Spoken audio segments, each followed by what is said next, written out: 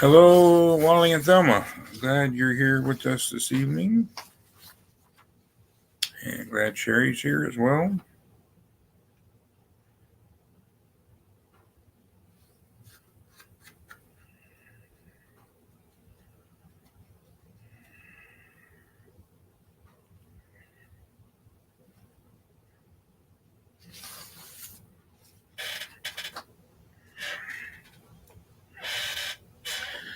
And the Kelsos have said hello. And PD Robin Winters are here.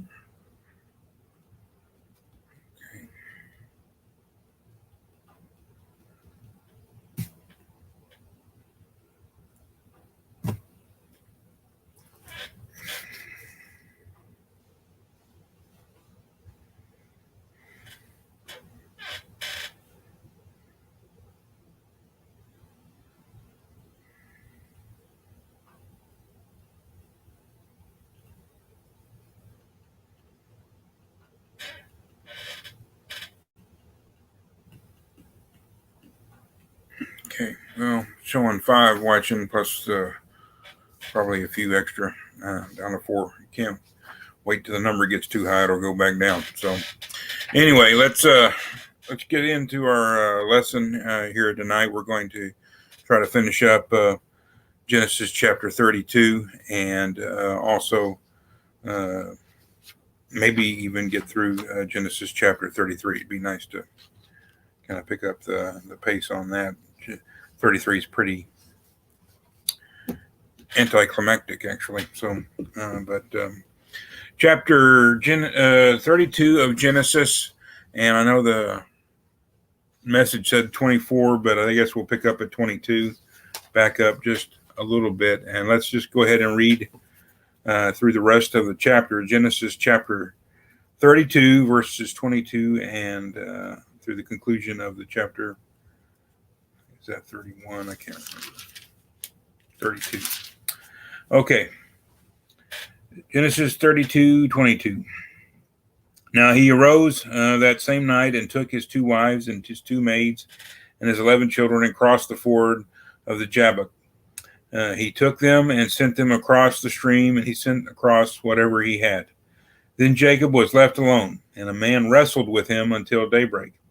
When he saw that he had not prevailed against him, he touched the socket of his thigh. So the socket of Jacob's thigh was dislocated while he wrestled with him.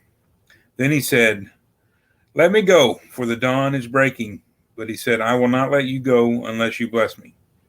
So he said to him, "What is your name?" And he said, "Jacob." Then he said, "Your name shall no longer be Jacob, but Israel, for you have striven with God and with men and have prevailed." Then Jacob asked him and said, "Please tell me your name." But he said, "Why is it that you ask my name?" And he blessed him there. So Jacob named the place Peniel, for he said, "I have seen the face of God, yet my life has been preserved." Now the sun rose upon him just as he crossed over Peniel, and he was limping on his thigh. Therefore to this day the sons of Israel do not eat the sinew of the hip which is on the socket of the thigh, because he touched the socket of Jacob's thigh in the sinew of the hip. Okay. So Ray is becoming a Southerner. He didn't know it, saying hi, y'all. So if you get real country, it's hi, Ewans. So you're not there yet, but working on it. Hi, Nell. Good to see you. Hope you and Dale are doing well. Nell and Dale live in the vale of the Walla Walla River. So we have this story. It's an interesting kind of last night before re-entering the promised land. Jacob is faced with reconciling with his brother Esau, who's the last he heard was mad at him, and now the very last he heard was that he's coming to a meeting with 400 men. So Jacob's got his whole kit and caboodle, his whole family, and everything he owns, returning to the promised land, the land where his family is located after sojourning with his uncle and father-in-law Laban. And so he's vulnerable. We talked about that. He's vulnerable in the sense that he's got everything with him. He's got a lot to protect, and he doesn't have just fighting men with him. He's got his wives' maids, or his concubines, effectively, and 11 children, plus all of the things that they own. I guess 12 children. 11. I think, did it say 11 here? Yeah, it's 11 children. He actually had 12 because he had his daughter already.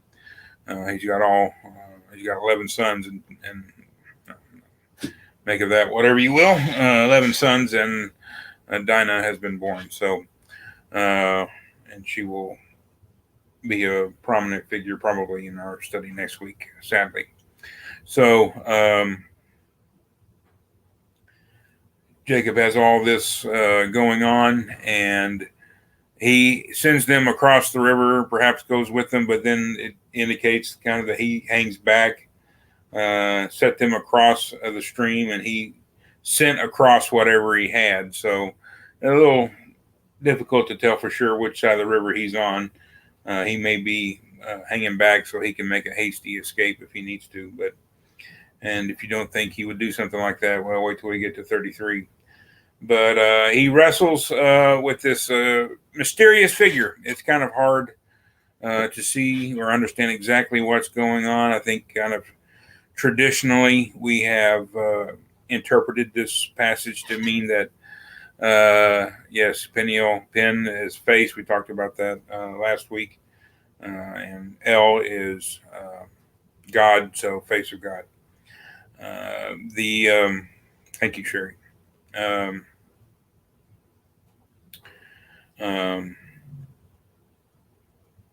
The kind of traditional interpretation, I think, of this is that Jacob is wrestling with an angel, messenger of God, a servant of God, and not God himself, but Jacob feels that he has seen, the face of God. So it's again kind of a mysterious passage and a mysterious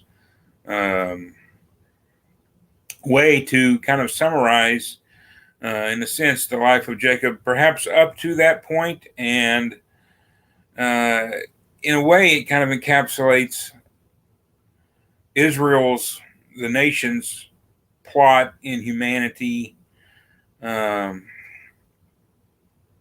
the rest of its existence. And there's this striving. Life isn't easy for Israel. Life has not been easy for Jacob, although Jacob is this trickster, this kind of con man who's pulled a fast one on his parents, fast ones on his brother, fast ones on his uncle.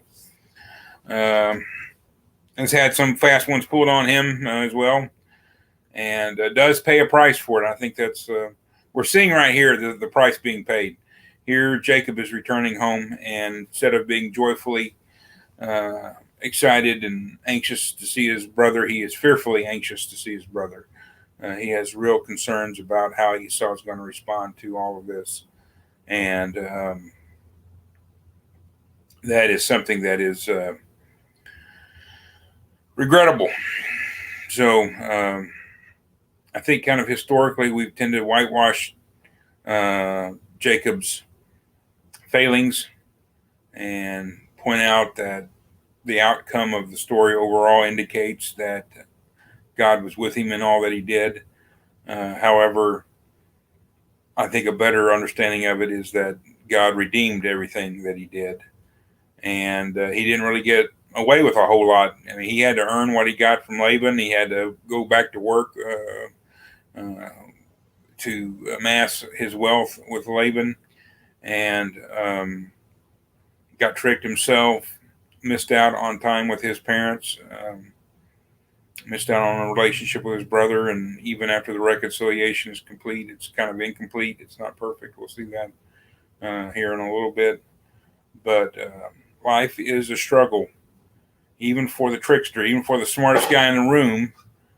There's a struggle going on here between humanity and between God. And the people of God um, you would think would have their relationship with humanity flow naturally from their relationship with God. That it would automatically, because we are God's people, we automatically interact with our fellow humans a certain way. And that is really just not the story of Scripture. I mean, the story of God's people is that we kind of bifurcate those relationships. We treat God, we can have our relationship with God, and then still struggle with our relationships with our neighbors. We have to be told not just to love God, but to love our neighbor. And at this particular moment, we see Jacob on the cusp of dealing with someone he has wronged. And again, at the very least, someone who thinks he has been wronged by Jacob. And I think the text is relatively plain that he did wrong Esau, and he did wrong his father. So Jacob is returning, and he's going to have to deal with his neighbors. And that's a lot of what's going on in the rest of the story of Jacob, is dwelling with his neighbors imperfectly. And that kind of is going to be shaped and affected and impacted, but not necessarily dictated by the relationship he has with God. It does not come automatically. God does not simply become the conduit, or the relationship he has with God does not create an automatic, peaceful, virtuous relationship with his neighbors. He has to wrestle it out. He has to figure out what it means to be a man of God. He has to strive with God. And I think the imagery here in this figure shows that before Jacob can wrestle and work out and figure out what it means to be Esau's brother, Esau's neighbor, before the nation of Israel can figure out what it means to be Edom's neighbor, Israel has to figure out what it means to be the people of God. Jacob has to figure out what it means to be the man of God. And you're going to strive with God first before you strive with humans. And now, chronologically, particularly in the experience of Christianity, experience of the New Testament faith, we usually come to God through someone else, don't we? Almost every one of us found our relationship with God because it was shared with us through another human being. We share it, righteousness of God, through the gospel is shared faith to faith.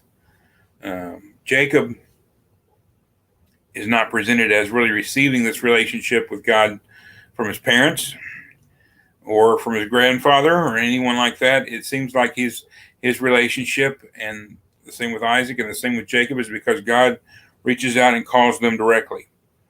So they are, prior to being anything else, they are the chosen and called men of God. Many are called, few are chosen. Well, they're called and chosen. And that is the source of their relationship with God. Not a friend coming up and talking to them at work, or a neighbor inviting them over for a barbecue and we got some film strips here for you to watch. Eternal timeshare deal. No, it's not a result of evangelism, I guess is what I would say. It's not a result of one human bringing Jacob to God. It's a result of God bringing Jacob to himself, and then what that means to go out into the world and interact with human beings.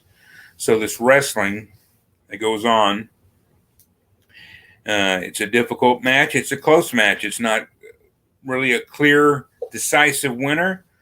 Jacob just won't let go. He's got that nature, that no quit kind of value that is very helpful sometimes in life, and most of the time in life.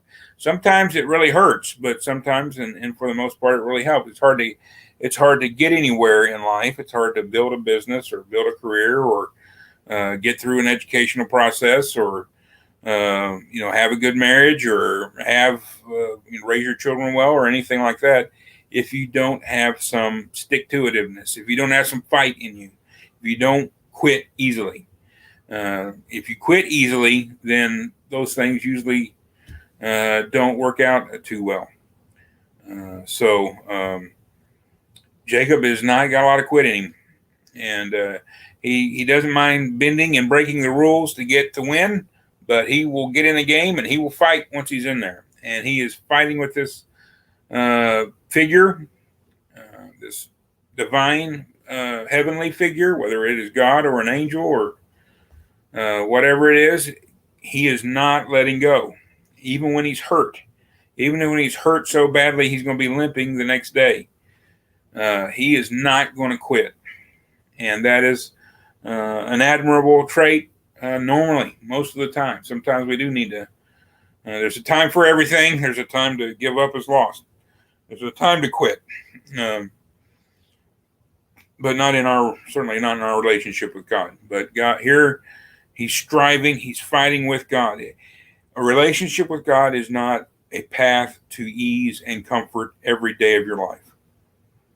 It doesn't mean that everything's going to go smoothly. It doesn't mean that you're going to have all the answers to all of your questions, and you're never going to have any problems. You're never going to go to the dentist and them tell you, you got some problems and we're going to be drilling here in a little bit.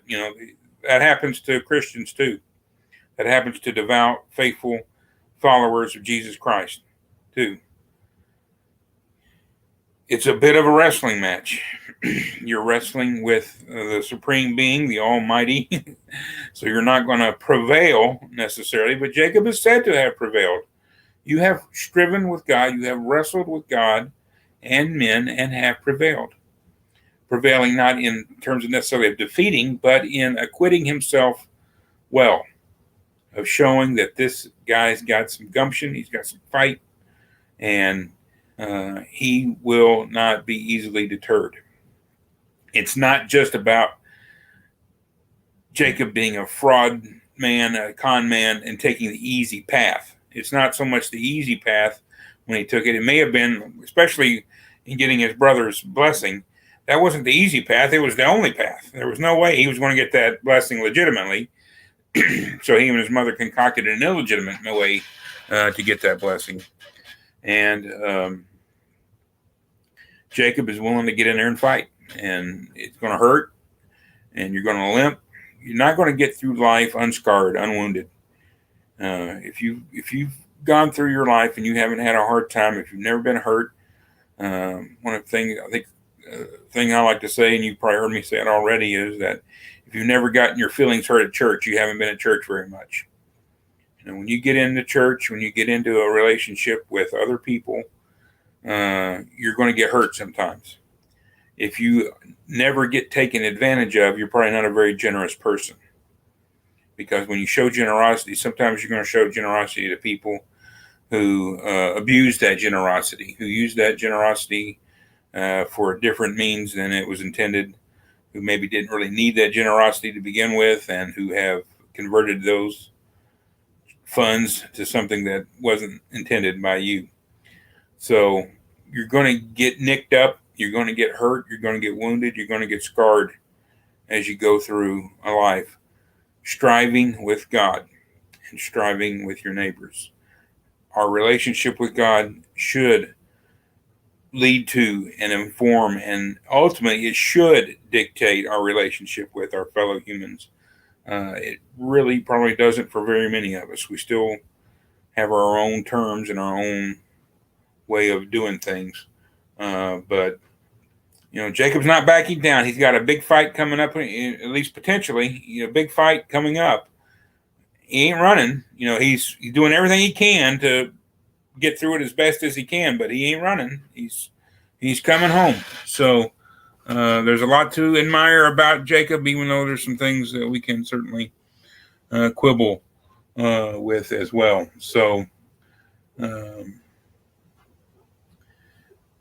And we get a little bit of an origin story about part of their kosher diet and kosher butchering practices, why they don't eat a certain part of the animal.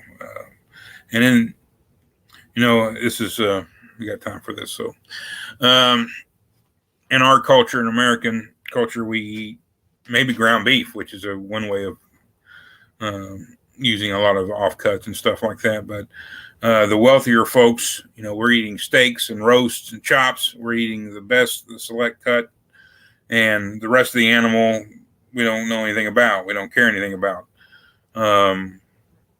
That's not the way most people in the world historically have eaten. The vast majority of humanity has, when you kill an animal to eat, you eat everything on it that's edible. And the Jews, their practices were a little bit different than their neighbors in terms of which animals they killed, to be sure, but it also varied how they prepared the animal and ultimately what parts of the animal maybe they ate and didn't eat. To let all that blood go and not consume any of it is a very luxurious choice in a way. Other cultures, they did not do that. That's a lot of protein. That's a lot of nutrition in that blood, and you let it go, and you have to kill another animal sooner. Well, that's not the way the Jews looked at it. And they had a part of their covenant with God, their law. So, and part of that here is to let the sinew and tendons, all that, go in a certain part of the body. And anyway, that's the end of chapter 32. It's interesting. He says he saw the face of God. In Exodus chapter 33, verse 20, God says that no man may see my face and live. So it's just a shadowy, mysterious thing. It's a struggle, and in contention and struggle, sometimes there is confusion. There's obscurity. We don't know exactly what's going on. Military leaders sometimes refer to the fog of war, and it may have been a little foggy there in Jacob's mind as he deals with this situation. Okay, let's at least get into Genesis chapter 33. We'll read verses 1 through 11, and then talk about it a little bit. I don't know if we'll get through the whole thing or not. We'll try. We should. We could. We might. Genesis chapter 33, verses 1 through 11. Then Jacob lifted his eyes and looked, and behold, Esau was coming, and 400 men with him. So he divided the children among Leah and Rachel and the two maids. He put the two maids and their children in front, and Leah and her children next, and Rachel and Joseph last. But he himself passed on ahead of them and bowed down to the ground 7 times until he came near to his brother. Then Esau ran to meet him and embraced him and fell on his neck and kissed him, and they wept. He lifted his eyes and saw the women and the children and said, "Why are these with you?" So he said, "The children whom God has graciously given your servant." Then the maids came near with their children, and they bowed down. Leah likewise came near and with her children, and they bowed down. And afterward Joseph came near with Rachel, and they bowed down. And he said, "What do you mean by all this company which I have met?" And he said, "To find favor in the sight of my Lord." But Esau said, "I have plenty, my brother. Let what you have be your own." Jacob said, "No, please. If now I have found favor in your sight, then take my present from my hand. For I see your face as one sees the face of God, and you have received me favorably. Please take my gift, which has been brought to you, because God has dealt graciously with me, and because I have plenty." Thus he urged him, and he took it. Excuse me. This is one of those situations where you find out kind of where you stand on the social ladder, the social pecking order. Any indication that Rachel and Joseph weren't the favorites is now totally subsumed by this little alignment. the concubines, the maids of his wives, and their children go to the front. They're going to be the first ones to be killed if Esau wants to do some killing. And then Leah's children and Leah are next. Give them a little more time maybe to either get away or prepare a defense of some kind. And then finally, most of all, the wife and child in whom Jacob was well pleased, Rachel and Joseph, are bringing up the rear to be the safest and have the longest and best possibility of escape among Jacob's family. So this is like being out on the playground and two captains are picking the kickball teams, and where do you get picked? And it may be due to your athletic prowess. It may just be due to your popularity. But I never got picked first. I frequently got picked last, and we usually got picked somewhere in the middle. So I would be with Leah or one of the maids probably if I was in Jacob's camp. So that's what's going on here. We see this very, in a sense, practical and ruthless in a way division of his family. And it is, Jesus tells us we can't love two masters. We'll love one and hate the other. It's hard to love I guess two wives and two maids and love all of them equally. Have all those children from different women and love them all equally.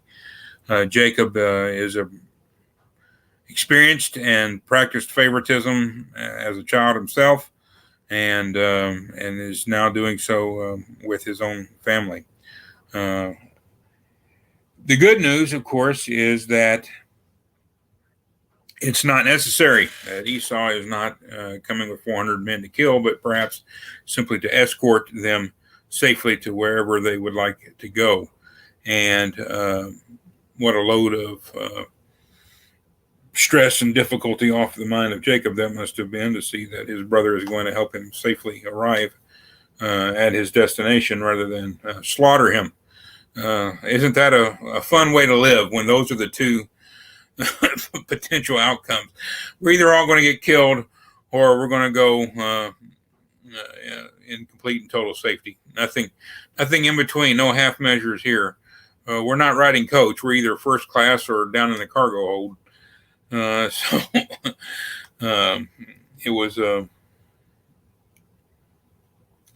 good news for Jacob. We see also, though, Jacob kind of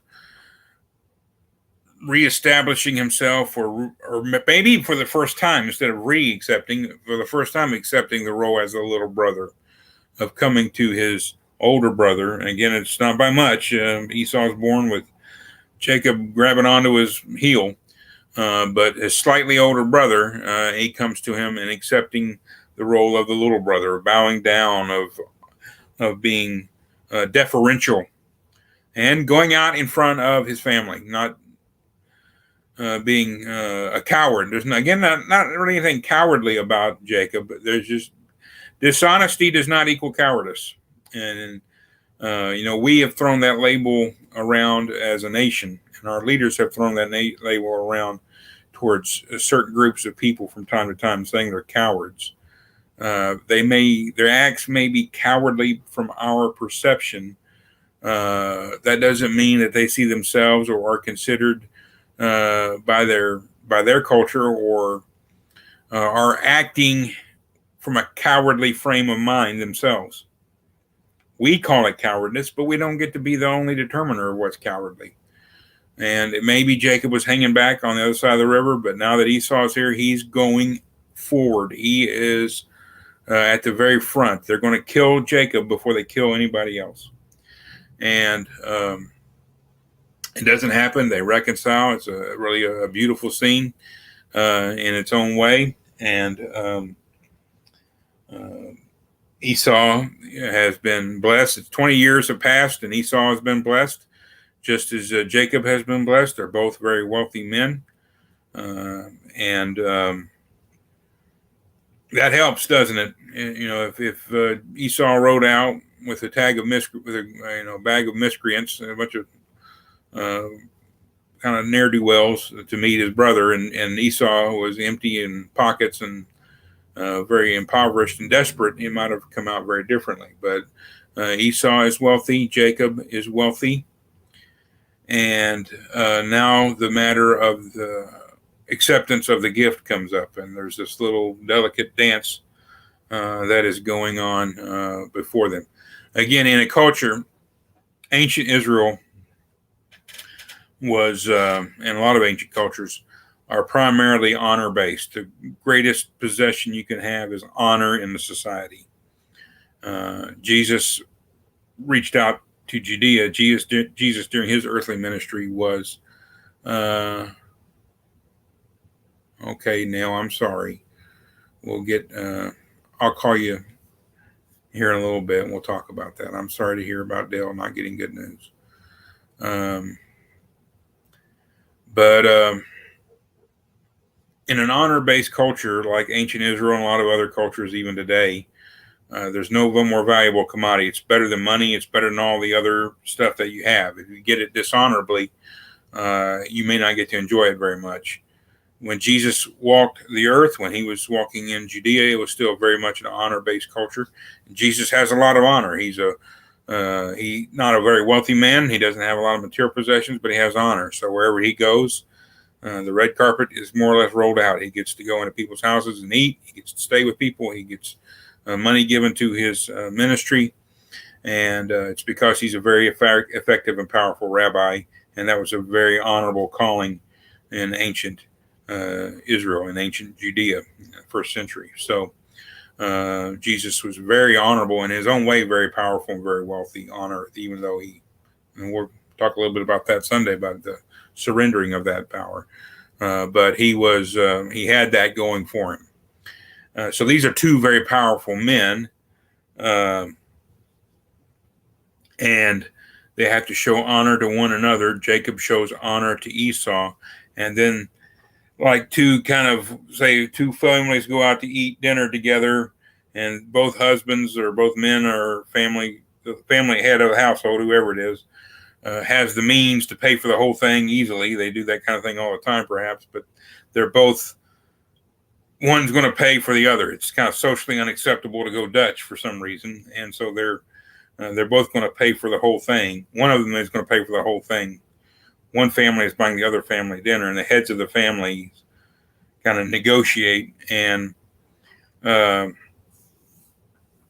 really, let's face it, really, you'd rather the other guy buy.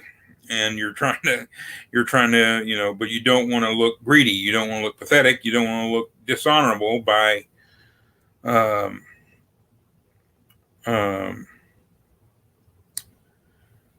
taking the gift too quickly,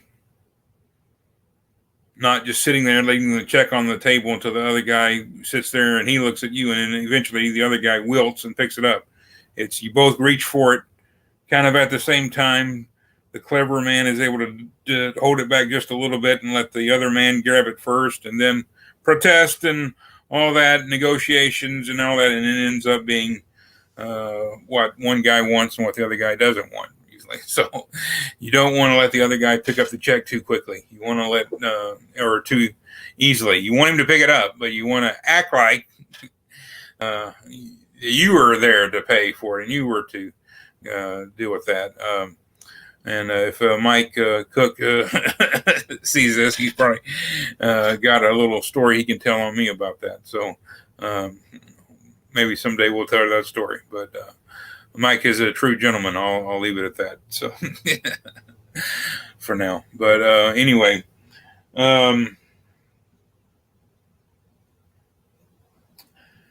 we have this kind of negotiation. It's very similar to when Abraham is buying the land to bury Sarah on, that we read about in Genesis chapter 23. They act like it's going to be a gift. It's never going to be a gift. There's always going to be a price to be paid, and we have to settle on it. But these wealthy, powerful men, these issues of wealth, they want it to look like it's beneath them. When money. I don't care about money. It's whose private jet are we flying on? That kind of thing. We don't want to. We want to worry about money. It's kind of unseemly, but that's all they think about. That's all they worry about, but they don't want to admit it. So that's what's going on here.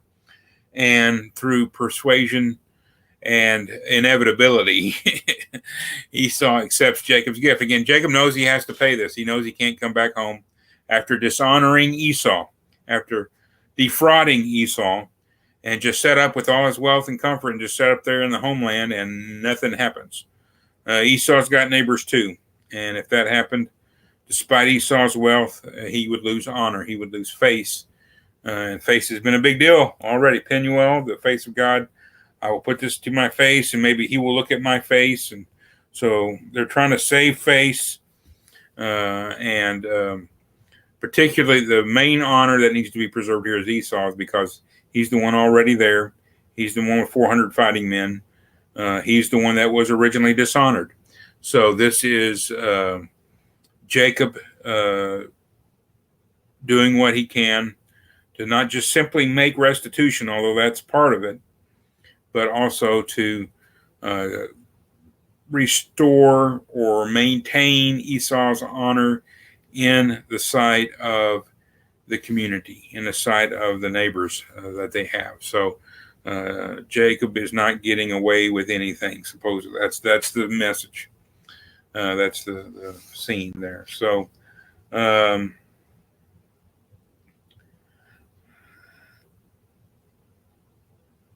anyway, let's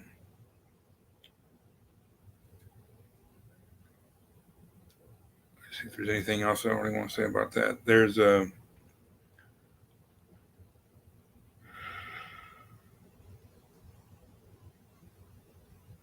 the preferred is now honoring the rejected, I guess you could say. The favored is honoring the unfavored under these circumstances. Okay, let's finish up this chapter, and we'll be in chapter 34 next week. So let's look at verses 12 through 17.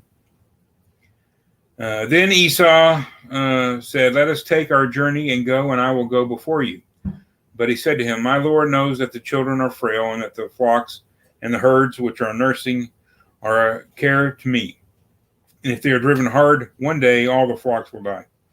Please let my Lord pass on before his servant, and I will proceed at my leisure, according to the pace of the cattle that are before me, and according to the pace of the children, until I come to my Lord at Seir."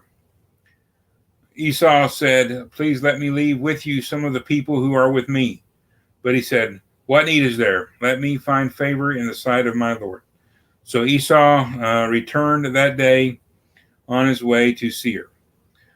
Jacob sojourned in Succoth and built for himself a house and made booths for his livestock. Therefore, the place became named Succoth. Verse 18, now Jacob came safely to the city of Shechem, which is in the land of Canaan, where he came from Paddan Aram and camped before the city. He bought the piece of land where he had pitched his tent from the hand of the sons of Hamor, Shechem's father, for 100 pieces of money. Then he erected an altar there and called it El Elohai Israel.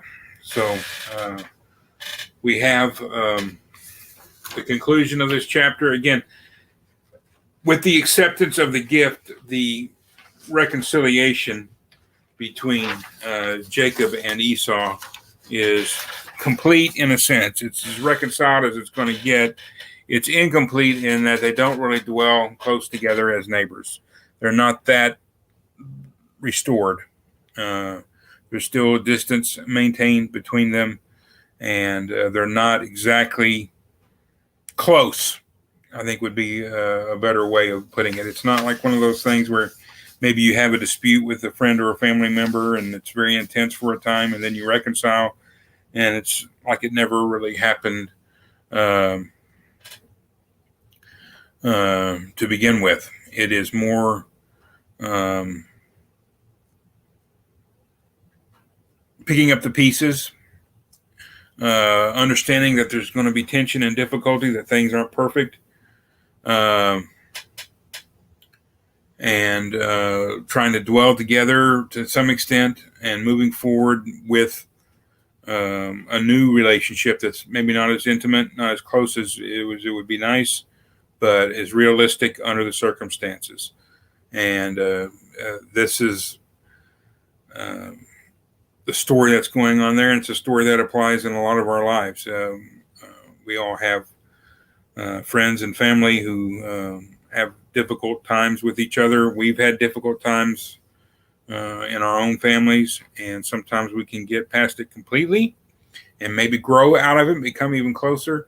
But sometimes we just kind of forgive and not hold it against them, but not maybe completely forget and not fully reconcile, partially reconcile.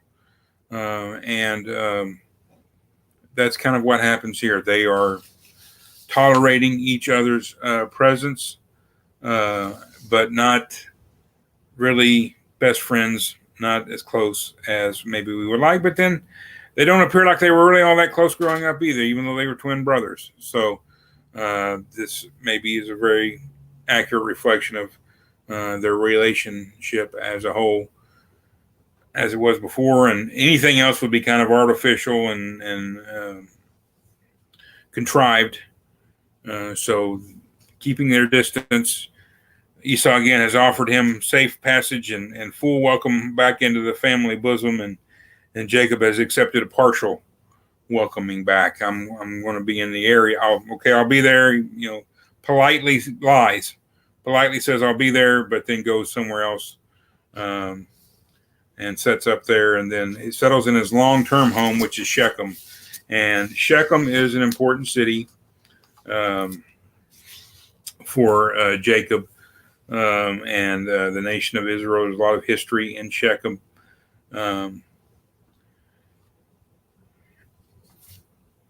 This reconciliation does not solve all of their problems, and by relocating in Shechem, as we will see next week, hopefully, things are very difficult in some ways. By not being in close proximity where his neighbor is his brother, cultural clash occurs, a cultural clash occurs, and it's more than that. It's criminal, it's disgusting, it's tragic. I try to say tragedy and tragic at the same time. It's tragic. But it's an important story, and we're going to look at it next week. And I'm going to tell you right now, ladies, especially, and maybe some of the men too, I don't know.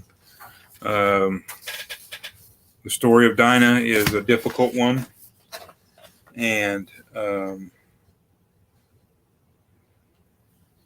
it's a portion of scripture you don't hear talked about very much in church settings, and I don't talk about it all the time, certainly. It's not fun to talk about, but one of the things we're going to do is not run away from the tough stuff.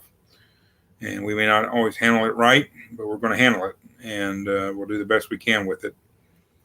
And maybe not come up with the answers that satisfy everybody, but acknowledge the difficulties of life, and that we live in, again, a state of striving with our fellow humans and with God as well. And we see next week some of the terms of that striving, what it really means, and that hurt occurs. People get hurt. So on that cheery note, especially considering the text from last Sunday, well, we're all real cheerful these days. Let's have a closing prayer, and I wish you a good rest of your week. And pray, evidently, we need to be praying for Nell and Dale during a difficult time. Father, we are so thankful for all the blessings you've given us. We're thankful for this means to come together, study your word, hopefully grow and learn, and treat our spiritual ancestors with honor and respect and love, but also take warnings from them, their choices, understand the difficulties in life that go along with being your people. That being your people shapes our difficulties. Perhaps it does not remove our difficulties. Help us be true and faithful to you, and then also have our relationship with you shape and form and dictate our relationship with our neighbors. And we ask all this in your son's name. Amen. Okay. Goodbye.